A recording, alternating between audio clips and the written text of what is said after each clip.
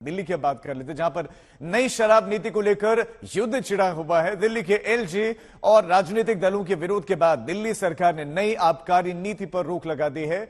पुरानी नीति को लागू कर दिया है, लेकिन मनीष सिसोदिया का कहना है कि नई नीति से सरकार को राजस्व का फायदा मिलता, लेकिन कारोबारियों को ईडी एक्शन की धमकी देकर डराया धमकाया गया है।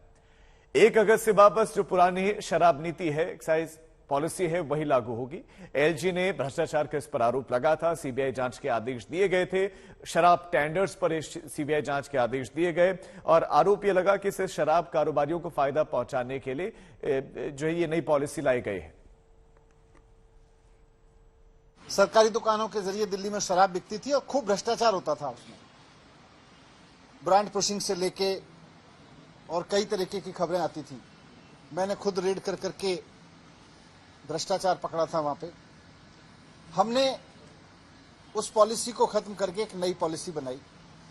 दिल्ली में पहले कुछ दुकानें प्राइवेट भी होती थी, लेकिन जो प्राइवेट दुकानें थी वो इन्होंने अपने ही यारों दोस्तों के नाम पे लाइसेंस दे रखे थे और उनसे लाइसेंस फीस भी कम लेते थे।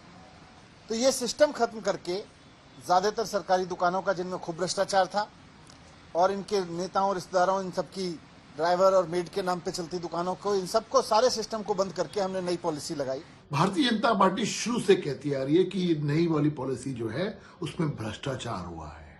पैसे इकट्ठे करे, भ्रष्टाचार किया, उसको, उस पैसे को पंजाब और अन्य राज्यों के चुनावों में यूज किया। अब अरविंद केजरीवाल साहब ये क्लैरिफाई करें कि जो पॉलिसी आपने अब स्क्रैप करी है उसमें कितना पैसा खाया है। यही पुरानी पॉलिसी का विरोध करते हुए अरविंद केजरीवाल ने कहा था कि पुरानी पॉलिसी में भी व्यापक भ्रष्टाचार होता था।